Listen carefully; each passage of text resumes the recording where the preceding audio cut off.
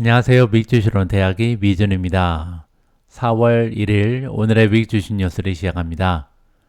오늘도 변함없이 미국 주식 투자의 정석을 지키고 있는 미준에 오신 것을 환영합니다. 이스터 연휴 때문에 며칠 쉬었더니요.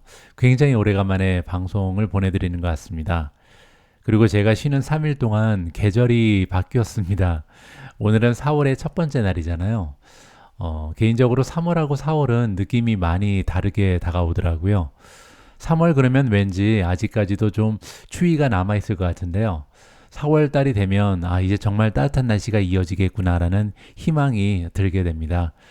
여러분들 중에서도 봄 날씨 좋아하시는 분들 이제 시작하는 4월에 완벽한 날씨 만끽하시기 바랍니다. 그리고 제가 함께 일하고 있는 시킹알파에서도 봄맞이 세일을 진행하고 있습니다. 이제 이틀하고 20시간밖에 남지 않았는데요. 아직까지 시킹알파 프리미엄 멤버십 없으신 분들은 이번에 찾아온 25% 할인 행사를 놓치지 마시기 바랍니다. 자, 그러면 봄의 첫날 보내드리는 4월 1일 오늘의 미국 주식 뉴스 바로 시작합니다. 오늘은 월요일입니다. 오늘도 지난 한 주의 미국 증시 시황을 정리하고 넘어가도록 하겠습니다. 핀비즈닷컴에서 제공하는 S&P 500 맵을 보시면요. 기간을 일주일로 바꿔보겠습니다. 별다른 차이는 없고요. 보시는 것처럼 파란색이 빨간색에 비해서 월등히 많이 발견이 되죠. 따라서 지난 한 주 동안 S&P 500에 속하는 500대 기업 중에서는 주가의 상승이 좋았던 종목이 떨어진 종목보다 훨씬 더 좋았다. 이렇게 정리하면 될 것 같습니다. 한 가지 안타까운 부분은 우리가 사랑하는 기술주들은 많이 떨어졌죠. 보시는 것처럼 마이크로소프트가 2% 넘게 하락을 했고요. 메타 플랫폼즈 5일간 4.37%나 하락을 했습니다. 엔비디아가 마이너스 1.18이고요. 그 밖에도 떨어진 소프트웨어 종목들이 굉장히 많이 발견이 되죠. 따라서 한 주간 전반적으로 S&P 500의 마켓 폭은 굉장히 넓어졌으나 테크 기업들이 좋지 않은 주가의 수익을 보였다. 이렇게 정리하면 될 것 같습니다. 실제로 시장의 폭을 보시면요. 굉장한 추세를 보이고 있는데요. 지난주 목요일 종가를 기준으로 했을 때 S&P 500에 속하는 500대 기업 중에 50일 이평선 이상으로 주식이 올라간 종목은요. 무려 83.3%입니다. 그리고 지금 현재 200일 이평선보다 주가가 올라가 있는 종목의 퍼센티지도 82.7%로 계속해서 향상되고 있는 모습을 보입니다. 따라서 전반적으로 대부분의 종목이 주가의 모멘텀이 굉장히 뛰어나다. 이렇게 정리해 보면 좋을 것 같습니다. 다음에는 지난 일주일간 3대 지수의 주가 흐름을 살펴보도록 하겠습니다. 먼저 S&P 500을 보시면요. 주가가 0.23% 올라가면서 마무리가 됐는데요. 사실 0.23% 이상 올라갔습니다. 그 얘기가 뭐냐면요. 지금 가장 왼쪽을 보시면 주가의 흐름이 금요일부터 표시가 되고 있거든요. 그 이유는 뭐냐면 지난주 금요일 날 굿 프라이데이로 미국 증시가 문을 닫았잖아요. 따라서 정확한 지난 한 주의 주가 흐름을 보기 위해서는 사실 25일 월요일부터 측정을 다시 해야겠죠. 그렇게 되면요. 지난 4일의 거래일 동안 주가가 0.69% 올라가면서 지난 한 주 S&P 500의 추세가 굉장히 좋았다. 이렇게 정리가 가능합니다. 다음에는 나스닥이고요. 5일간 주가는 0.05% 마이너스를 보였습니다. 하지만 마찬가지로 월요일부터 목요일까지 주가 흐름을 다시 보시면요. 0.2% 플러스를 보였죠. 따라서 지난주에도 나스닥은 상승 추세를 지켜냈다. 이렇게 정리하면 될 것 같습니다. 마지막으로 러셀 2000을 보시면요.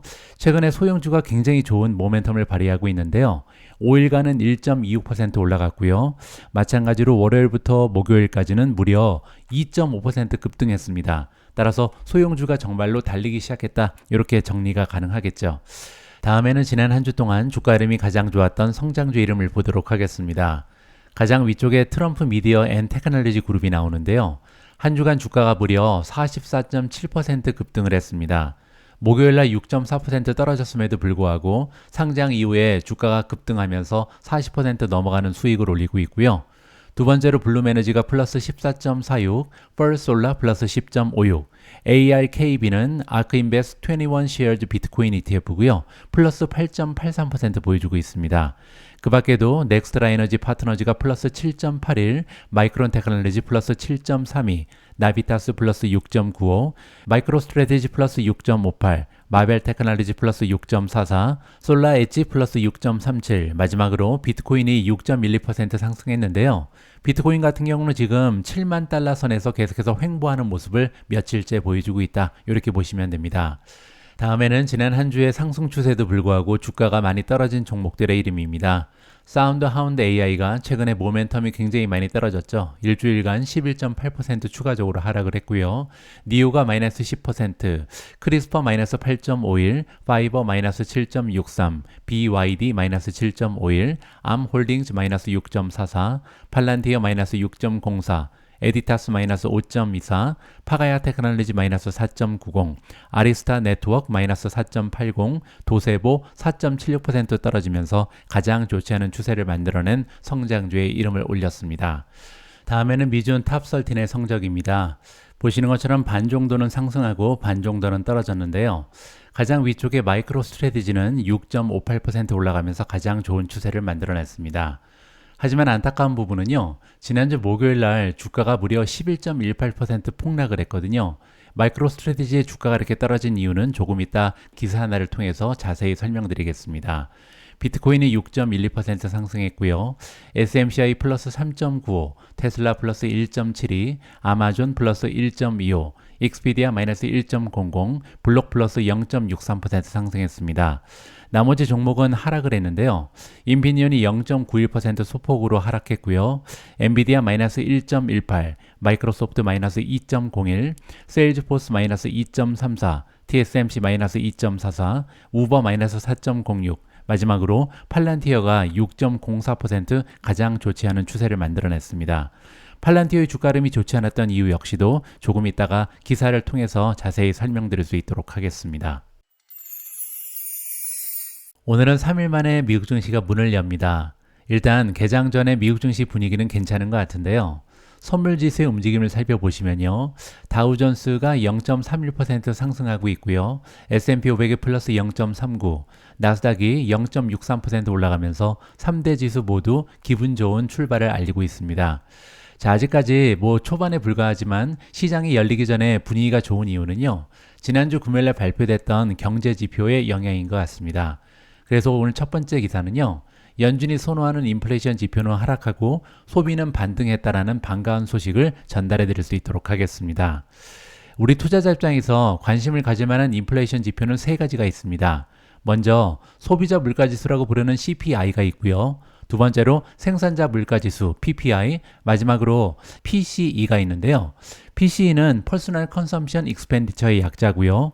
대체적으로 연준은요, 이 인플레이션 지표가 2.0%까지 떨어지기를 기다린다, 이런 얘기를 반복적으로 하고 있습니다.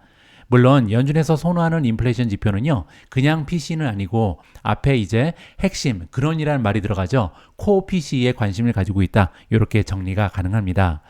자, 일단 지난주 금요일에 발표된 수치부터 정리를 해보면요. PCE 프라이스 인덱스는 지난달에 비해서 0.3% 상승했습니다. 그런데 전망치를 보시면 0.4%였거든요. 따라서 시장에서는 0.4% 올라갈 거다 이렇게 보고 있었는데 생각보다 인플레이션 상승률이 낮았던 거죠. 따라서 이 부분이 가장 긍정적이었다 이렇게 보시면 되고요. 앞에 코어라고 붙으면 이제 근원이죠. 근원 PCE 같은 경우는 0.3, 0.3 일치했고요. 세 번째로 PCE를 작년과 비교하면 2.5% 예상치랑 맞아 떨어졌습니다. 그리고 근원 PC 역시도 작년 대비 2.8% 상승했는데요. 이 역시도 시장의 전망치랑 그대로 맞아떨어졌다. 그리고 이제 이 수치가 2.0을 찍는 것이 연준의 목표다. 이렇게 보시면 되겠죠. 자, 그리고 마지막으로 하나가 더 발표됐는데요. 리얼 컨슈머 스펜딩입니다. 자, 여기서 얘기하는 컨슈머 스펜딩은 개인 소비자들의 지출을 얘기하는데요. 앞에 리얼이 붙으면 인플레이션이 반영됐다. 따라서 인플레이션의 반영치를 제외하고 실질적으로 얼마나 많은 지출이 증가했는가, 요걸 보는 건데요.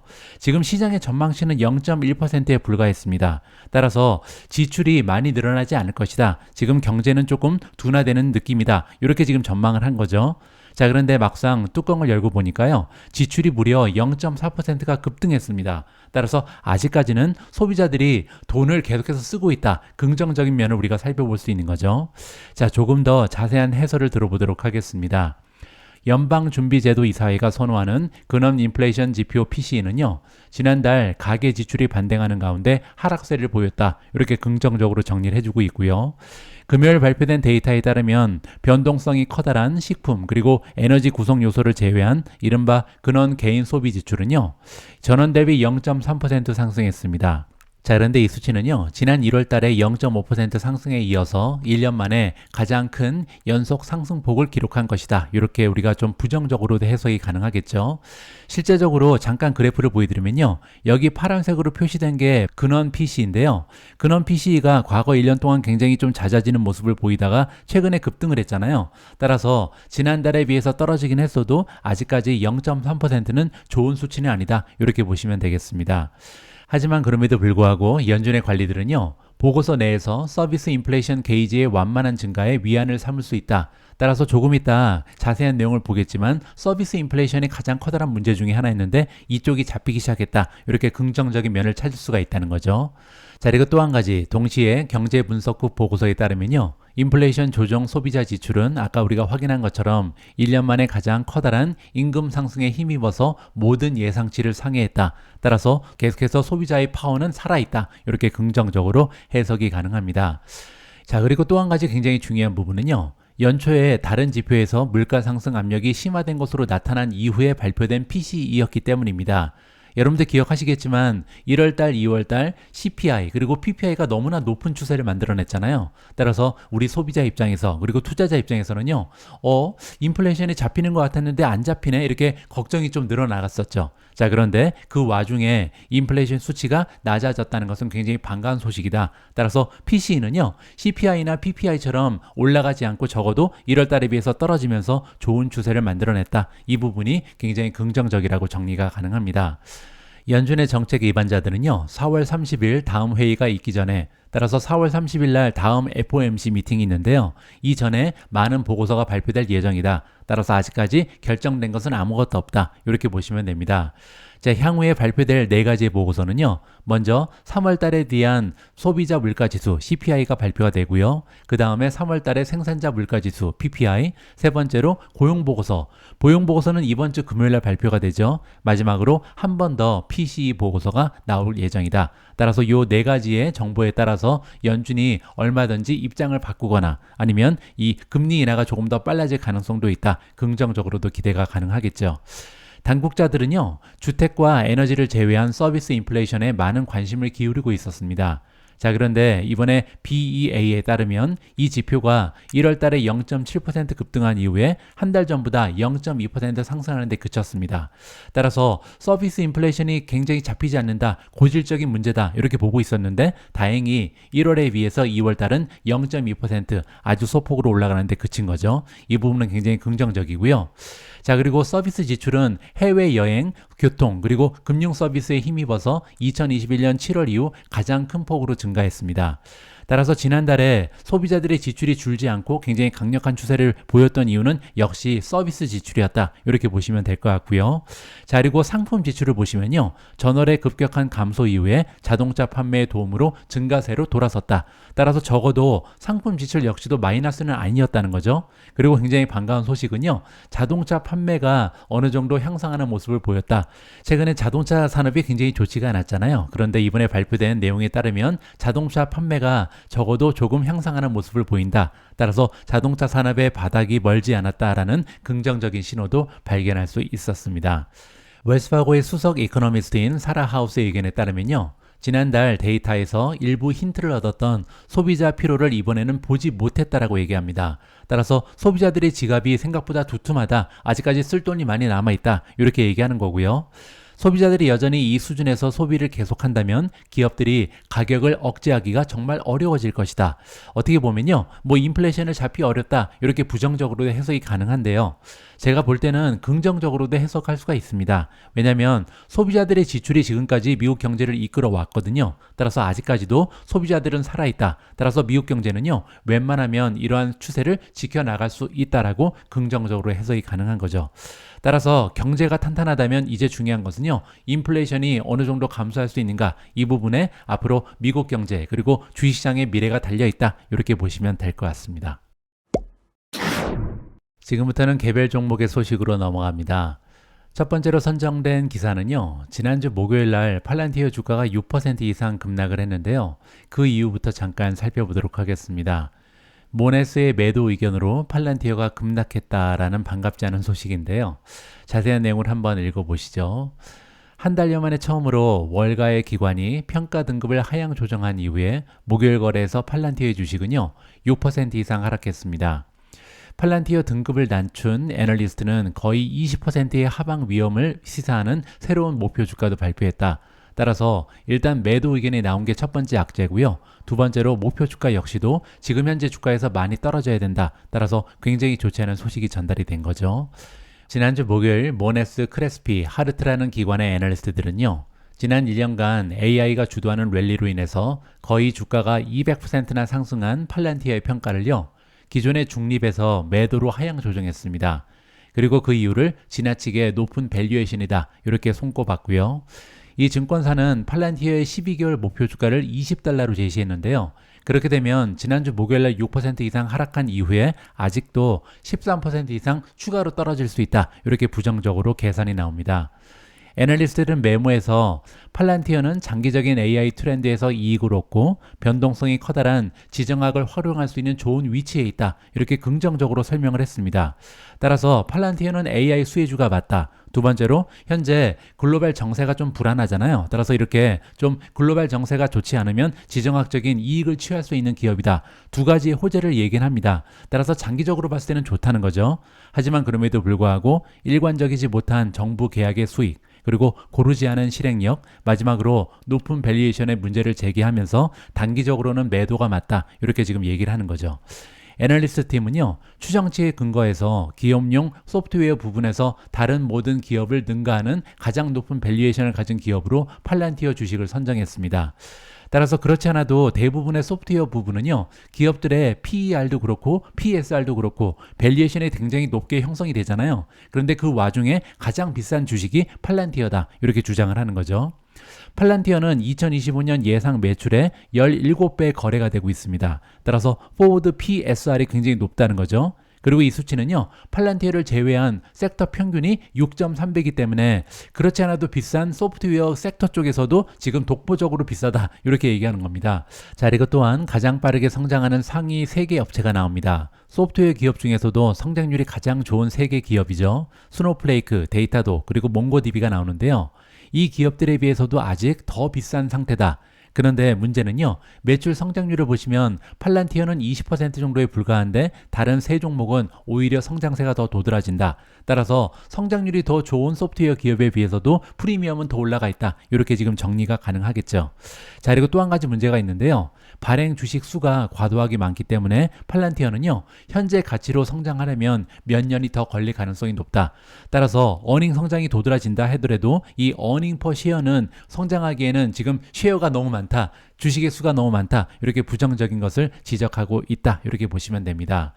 자, 그래서 이번에는요, 시킹 알파로 이동을 해서 실제로 팔란티어가 다른 세 개의 고성장 기업에 비해서 많이 비싼 편인지 이 부분에 대해서 직접 확인을 해보도록 하겠습니다. 팔란티어, 스노우플레이크, 데이터도, 그리고 몽고디비 이렇게 네 종목에 대한 비교 분석이다. 이렇게 보시면 되고요. 자, 지금까지의 주가 상승을 보시면요, 팔란티어는 187%나 1년간 주가가 상승을 했고요. 스노우플레이크는 플러스 19.87, 데이터독 플러스 82.49, 마지막으로 몽고디비가 67% 상승했습니다. 네 종목 모두 주가의 상승이 굉장히 좋았다. 이렇게 보시면 되고요. 현재 레이팅을 보시면 퀀투 레이팅은 네 종목 모두 홀드입니다. 아무래도 밸류에이션이 좋지가 않기 때문이죠. 자, 그런데 스노우플레이크를 보시면요, SA 애널리스트, 따라서 시킹 알파에 연계되어 있는 준 전문가들, 그리고 월가의 전문가 모두 바이 의견을 주고 있고요. 몽고디비도 마찬가지입니다. 반면 팔란티어 같은 경우는 지금 아직까지는 바이 의견을 하나도 획득하지 못한다. 따라서 전반적으로 평가가 그렇게 좋진 않은 것을 확인해 볼 수가 있겠죠. 자, 밑으로 내려서 퀀트 팩터를 보시면요, 다른 부분은 다 A가 넘어갑니다. 따라서 팔란티어는 수치적 분석을 해봤을 때 펀더멘털이 괜찮죠. 한 가지 문제가 있다면 밸류에이션이 조금 비싼 편이다. 물론 나머지 3개 종목도 만만치는 않습니다. 자, 밑으로 쭉 더 내려가서요, 이번에는 아까 지적했던 부분이 PS 레이시오였잖아요. 그 부분 먼저 보여드리도록 하겠습니다. 자, PS 레이시오 여기 있죠. 지금 현재 팔란티어 같은 경우는요, 팔란티어가 1년간 만든 매출에 비해서 주가가 22배, 시가총액이죠. 시가총액이 22배나 올라가 있는 상황이고요. 스노우플레이크는 1년간 만들어낸 매출에 비해서 시가총액이 18배 정도 올라가 있습니다. 데이터독도 18배, 그리고 몽고디비는 15배잖아요. 따라서 이걸 봤을 때 성장률 성장률에 비해서 지나치게 비싼 주식이다. 이렇게 지금 평가를 하고 있는 거죠. 자, 하지만 한 가지를 더 보이면 좋을 것 같은데요. PEG입니다. 따라서 PEG라는 것은요, PE 레이시오를 성장률로 나눈 거잖아요. 이 수치를 기준으로 했을 때는 팔란티어가 1.49로 가장 낮고요. 스노우플레이크는 5배가 넘고 데이터독도 5.46, 마지막으로 몽고디비는 9.88입니다. 따라서 순이익을 기준으로 하고 또 더욱이 순이익 기준뿐만 아니라 성장률을 합쳐도 지금 현재 팔란티어가 가장 저렴하다. 이렇게 또 역으로 해석이 가능한 거죠. 자, 그리고 밑으로 내려가서 성장률을 보시면요. 다가오는 1년간 팔란티어의 매출은 19.18% 올라가는 것으로 지금 전망이 나와 있고요. 반면 스노우플레이크는 플러스 27%, 데이터독은 플러스 23.95, 몽고디비는 22.3이 나와 있습니다. 따라서 지금 전망치를 기준으로 했을 때 팔란티어의 성장률보다는 다른 세 기업의 성장률이 더 도드라진다. 이 부분을 확인할 수가 있는 거죠. 자, 하지만 밑으로 내려와서 EPS의 성장률을 보시면요. 조금 이야기가 달라집니다. 향후 1년간 EPS의 성장률을 보시면 팔란티어는 87%가 전망되고 있고요. 스노우플레이크는 플러스 72, 데이터독은 플러스 22, 마지막으로 몽고디비는 62%가 나오거든요. 따라서 매출 성장률은 약간 떨어지고 있지만 현재 비용을 절감하면서 그리고 효율성이 극대화되면서 순이익과 순이익을 주식의 개수로 나눈 EPS의 성장률은 단연 돋보인다. 이렇게 긍정적인 면을 찾아볼 수가 있을 것 같습니다. 지난주 목요일날 팔란티어의 주가가 급락한 이후에요. 바로 다음 날이죠. 굿 프라이데이에 굉장히 굿 뉴스 하나가 있었습니다. 그래서 이번에는 팔란티어 관련된 긍정적인 뉴스도 함께 살펴보고자 합니다. 팔란티어 테크놀로지가 미 국방정보시스템국, 우리가 줄여서 DISA라고 부르는 기관이고요. 이 기관으로부터 전자기 전투 관리, 합동 의사 결정 지원 시스템의 프로토타입 공급업체로 선정됐다라는 소식이 금요일날 발표가 나왔습니다. 여기에서 프로토타입 공급업체로 선정됐다. 이 부분을 기억할 필요가 있고요. 자, 이를 통해 국방부는요, 합동 전자기 스펙트럼 작전에 지원할 수 있는 최첨단 소프트웨어 역량을 갖게 될 것이다 라고 나와 있습니다. 자, 그리고 또한 프로토타입의 기타 거래 권한 계약은요, 12개월 동안 그 가치가 980만 달러라고 나와 있습니다. 따라서 계약이 성사되긴 했는데 그 가치가 1억 달러도 되지 않는다. 굉장히 소형 계약이다. 이렇게 치부해 버릴 수가 있는데요. 그래서 아까 제가 프로토타입 공급업체로 선정된 것이 중요하다. 이렇게 말씀을 드렸죠. 그 얘기는 뭐냐면요. 지금 1억 원 달러 정도의 가치가 있는 거래가 성사가 됐는데 이건 어디까지나 시제품을 위한 것이다. 그 얘기는요. 12개월 동안 써보고 나서 이제 본격적으로 계약이 체결될 때는요. 훨씬 더 커다란 가치의 계약이 체결될 가능성이 높다는 거죠. 따라서 저는 중기적으로 봤을 때 굉장히 중요한 일이다. 왜냐하면 이것은 시제품에 불과하기 때문이다. 이렇게 지금 기대감을 가지고 지켜보고 있습니다. 팔란티어는요, DISA PEO 스펙트럼은 물론이고요, 작전 후원자인 미 전략사령부, 전투사령부와 긴밀히 협력을 하면서 향상된 임무 분석, 행동 방집, 작전 계획 개발 등을 지원할 예정이라고 합니다. 스펙트럼 프로젝트의 정보 시스템 최고 책임자 도니 윌리엄스에 따르면요, 이 프로그램의 다음 단계는 합동군 지휘관에게 주요 작전 전자기 스펙트럼 계획 프로세스를 자동화할 수 있는 최초의 계획 도구를 제공함으로써 의사결정 지원 기능의 필요성을 해결하는 것이다. 이렇게 지금 나와 있습니다. 뭐 어렵게 들리는데요. 쉽게 얘기하면 전쟁이 났을 때 전투에서 결정을 해주는 인공지능이다. 이렇게 보시면 될 것 같습니다. 따라서 이번 기사를 통해서 우리가 다시 한번 확인해 볼 수 있는 부분은요.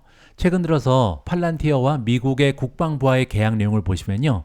예전에는 생산성의 향상에 초점을 맞추는 이런 소프트웨어가 많이 계약이 됐었거든요. 그런데 이제는 직접적으로 전쟁에, 전투에서 활용될 수 있는 이러한 소프트웨어가 보이기 시작합니다. 이 부분은 개인적으로 굉장히 중요하다고 생각하는데요. 왜냐하면 우리 인간의 삶에서 가장 중요한 것은 안전 문제 그리고 건강 문제잖아요. 최근 들어서 팔란티어는요. 이 세이프티 그리고 헬스 쪽에 굉장히 적극적으로 진출하는 모습을 보여주고 있다. 따라서 굉장히 중요한 부분에서 최고의 인공지능 수혜주로 발전하는 모습을 보인다. 이렇게 저는 긍정적으로 바라보고 있습니다. 자, 한 가지만 더 보여드리면요. 팔란티어의 페이지에 와서 모멘텀을 좀 확인해 볼 텐데요. 아직까지 모멘텀 그레이드가 A+입니다. 굉장히 좋다는 거죠. 최근 들어서 주가가 조금 떨어지긴 했습니다. 하지만 그럼에도 불구하고 10일 이평선 밑으로 떨어져 있을 뿐 50일 이평선 위에 형성이 되어 있고요. 100일 그리고 200일 이평선 위에 주가가 올라가 있는 상황입니다. 단지 단지 한 가지 안타까운 부분은요. Relative Strength Index를 보시면 44.4까지 떨어져 있습니다. 따라서 시장의 평균치가 50이라고 봤을 때 평균적인 모멘텀보다는 약간 약화가 돼 있다. 따라서 지금 현재 힘이 좋은 주식은 아니라는 것을 여기서 확인해 볼 수가 있겠죠. 자, 따라서 50일 이평선 이쪽에서 계속해서 주가가 형성되는 것이 굉장히 중요하다. 이렇게 생각을 하고 있고요. 만약에 50일 이평선이 뚫린다. 그렇게 되면 어느 정도 비중을 줄여야 될 가능성도 있다. 개인적으로 생각을 하고 있습니다. 다음에는 테슬라 관련된 소식입니다.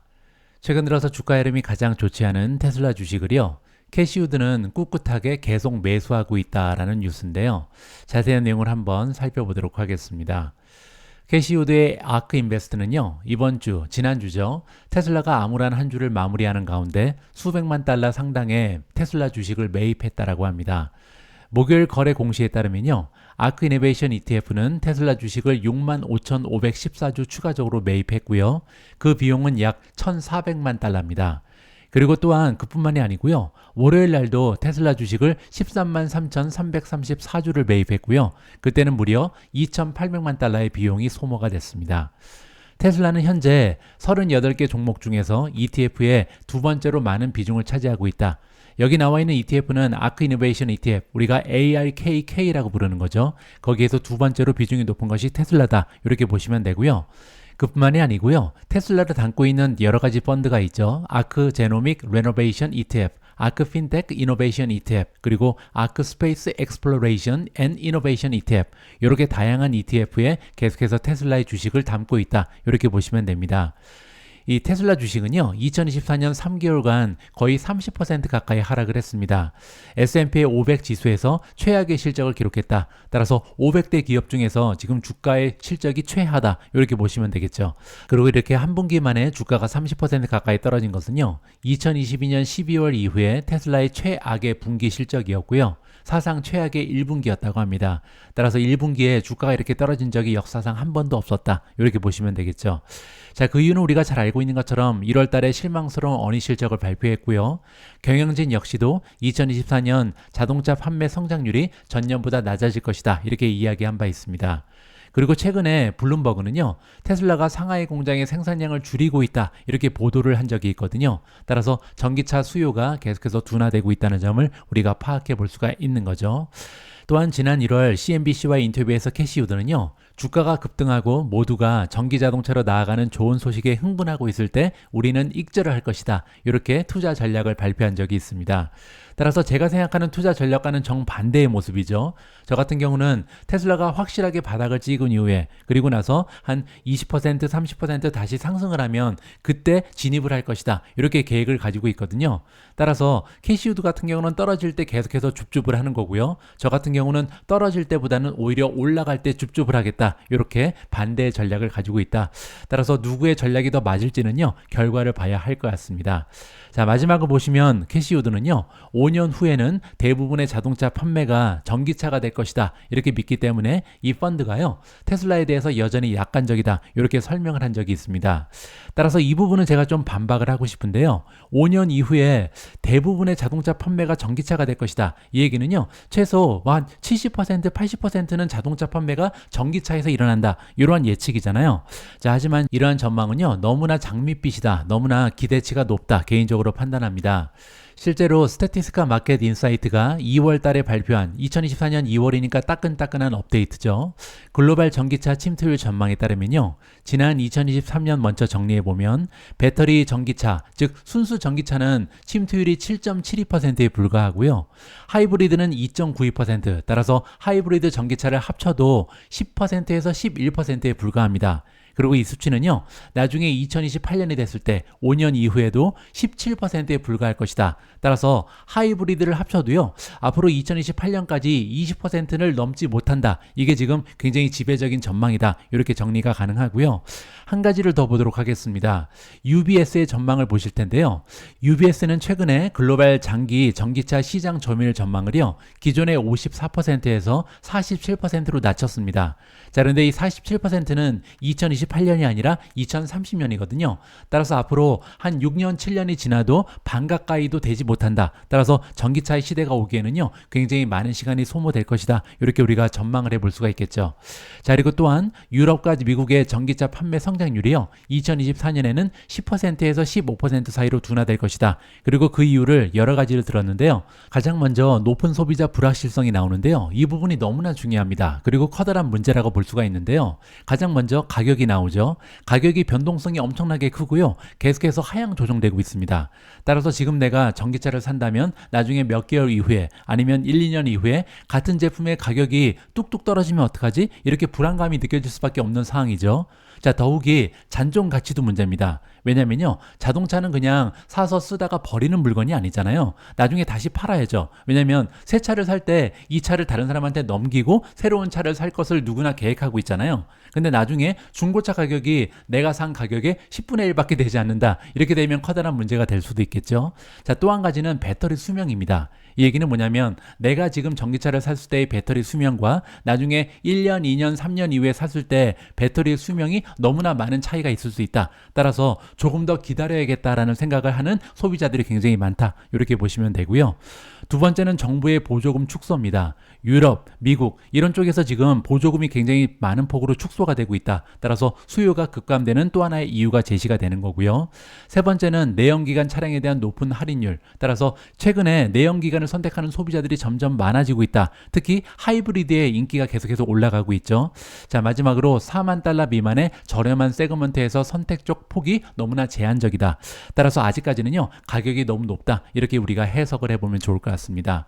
자, 이렇게 여러 가지 이유를 들어서 UBS는요, 아직도 한 10년은 걸릴 것이다. 10년 이상 걸려야 본격적으로 전기차의 시대가 올 것이다. 이렇게 정리를 해주고 있습니다. 한 가지만 더 보시죠. EVadoption.com에서 제시하고 있는 전망인데요. 여기도 마찬가지입니다. 2030년이 됐을 때 배터리 전기차 그리고 하이브리드를 합쳐도요, 30%가 되지 않는 29.5%의 침투율이 머물러 있을 것이다. 따라서 굉장히 많은 리서치 기관에서 아직까지 전기차의 시대는 시간이 걸릴 것이다. 이러한 예상이 대두되고 있다. 이렇게 보시면 될 것 같습니다. 오늘 마지막으로 준비된 기사는 마이크로 스트래티지 관련된 소식이고요. 지난주 목요일 날 마이크로 스트래티지의 주가가 11% 이상 급락을 했는데요. 그럴 만한 이유 하나가 있었습니다. 캐리스 데일이라는 기관에서 공매도를 시작했다라는 끔찍한 소식이 전달이 됐거든요. 그리고 그 공매도 리포트 내용이 만만치가 않습니다. 그 핵심 내용을 함께 정리를 좀 해보시죠. 비트코인 매수 그리고 마이크로 스트래티지의 주식은 공매도를 해야 된다라는 주장이고요. 목요일 마이크로 스트래티지의 주가는요, 캐리스 데일 캐피탈 매니지먼트가 오랫동안 비트코인의 프록시로 여겨졌던 주식의 급등세가 디지털 자산의 급등을 훨씬 앞질렀다. 이렇게 이야기한 이후에 14%까지 떨어졌습니다. 나중에는 이제 11% 떨어지면서 마무리가 됐고요. 캐리스 데일은 메모에서 이렇게 얘기합니다. 마이크로 스트래티지의 상대적 매력에 대해서 일반적으로 제시되는 어떤 이유도 동일한 코인에 대해서 2배 이상의 가격을 지불하는 것을 정당화하지 못한다. 그 얘기는요, 마이크로 스트래티지의 주가가 비트코인하고는 별도로 너무나 많이 올라갔다. 이렇게 얘기하는 거죠. 마이크로 스트래티지의 거래 내역과 기본적인 상식에 따르면요, 현재 부풀려진 프리미엄은 이전에도 그랬던 것처럼 축소되면서 페어 트레이딩에 대한 매력적인 기회를 제공할 것이다. 따라서 지금 현재 굉장히 적절한 공매도 종목이다. 이렇게 평가를 하고 있습니다. 자, 지금 화면에 나와 있는 그림을 보시면요, 지난 1년간 비트코인 가격 변화 그리고 마이크로 스트래티지의 주가 변화를 보고 계신데요. 비트코인의 가격 상승에 비해서 지금 마이크로 스트래티지의 주가는요, 심하게 올라갔다. 너무나 많은 프리미엄이 부여가 되고 있는 거죠. 따라서 이게 결정적인 공매도의 이유다. 이렇게 보시면 될 것 같습니다. 마이크로 스트래티지라는 기업은요, 비트코인을 현금 대신 가치 저장 수단으로 보유하는 전략으로 인해서 투자자들로부터 암호화폐의 대리인으로 찬사를 받아왔습니다. 올해 마이크로 스트래티지는 반복적으로 부채를 사용해서 비트코인을 더 많이 매입했고요. 자산에 대한 주식 거래 프리미엄을 강화하는 데 도움이 되었다. 자, 이게 바로 마이크로 스트래티지의 투자 논리였죠. 그 얘기는 뭐냐면요, 비트코인이 10% 올라갈 때 마이크로 스트래티지는요, 10% 이상 올라갈 수 있는 겁니다. 왜냐하면 가지고 있는 비트코인의 개수가 계속해서 늘어나기 때문이죠. 자, 그런데 캐리스 데일에 따르면요, 투자자들이 브로커리지, 거래소, 새로운 현물 ETF를 통해서 비트코인에 직접 투자하는 것이 훨씬 더 쉬워졌기 때문에 이러한 프리미엄은 이제 너무 높다. 이렇게 주장을 하고 있습니다. 이러한 투자 수단은 모두 비트코인에 노출될 수 있는 고유한 방법으로서 마이크로 스트래티지의 입지를 약화시키고 있다. 따라서 ETF의 수혜주가 아니라 오히려 비트코인 ETF 때문에 더 이상 이 마이크로 스트래티지에 투자할 필요가 없다는 거죠. 그냥 ETF에 투자하면 되는데 굳이 마이크로 스트래티지에 투자할 필요가 있는가? 이렇게 설명을 더해주고 있습니다. 캐리스 데일은요, 마이크로 스트래티지는 비트코인 보유량을 늘리는 데 성공했지만 대규모 희석의 영향으로 인해서 최근 몇 년간 주당 비트코인 금액은 거의 변화가 없었다, 이렇게 주장합니다. 따라서 주주 가치 창출은 비트코인을 직접 소유할 때와 마찬가지로 단순히 비트코인 가격 상승에 의해서 압도적으로 주도가 되었다. 따라서 저는 이 부분이 가장 중요한 핵심이라고 보는데요. 마이크로 스트래티지에 투자하는 이유는 비트코인을 계속해서 매입하고 있기 때문에 비트코인에 대한 레버리지 효과가 나온다. 이게 투자의 키 핵심이라고 제가 말씀드렸잖아요. 자, 그런데 문제는요, 이렇게 비트코인의 개수도 계속 늘었지만 중요한 거는 희석 효과도 늘렸다. 그 얘기는 주식을 계속해서 추가적으로 발행했다는 겁니다. 따라서 한 주당 가지고 있는 비트코인의 금액은 거의 변하지가 않았다. 따라서 비트코인 가격의 상승에 계속해서 의존을 하고 있는 기업이 마이크로 스트래티지다, 이렇게 얘기하는 거죠. 따라서 그 얘기는요, 정리를 해보면 비트코인의 상승률과 마이크로 스트래티지의 상승률은요 거의 비슷해야 된다. 그런데 이 그림에 나와 있는 것처럼 지금은 비슷한 주가가 형성되지 않았기 때문에 주가가 큰 폭으로 떨어져야 한다는 것이 그들의 논리입니다. 그리고 개인적으로요, 이러한 논리가 굉장히 정연하다라고 평가를 해주고 싶습니다. 자, 저 같은 경우는 마이크로 스트래티지의 주식을요 조금 줄여야 될 것 같다라고 생각을 하고 있고요. 왜냐하면 제가 방송에서 여러 번 말씀드린 것처럼 마이크로 스트래티지는요 비트코인의 움직임과 연관이 없이 좀 많이 올라갔죠. 따라서 그 얘기는요, 앞으로 비트코인이 상승해도 연관이 없이 떨어질 가능성도 있다. 따라서 리스크가 조금 강화되었다라고 판단을 하고 있습니다. 4월 1일 오늘의 미국 주식 뉴스는 여기까지입니다. 오늘 방송도 마지막까지 함께 해주셔서 감사합니다. 이제 시작하는 4월 한 달 여러분들 계획 잘 세우셔서요, 후회 없는 멋진 한 달로 만들어 가시기 바랍니다. 저는 내일 다시 여러분들 투자 활동에 도움될 수 있는 다양한 소식 모아서 다시 찾아뵙겠습니다. 우리 모두가 미국 주식 투자로 은퇴하는 그날까지 다 함께 화이팅입니다. 행복한 하루 되세요. 감사합니다.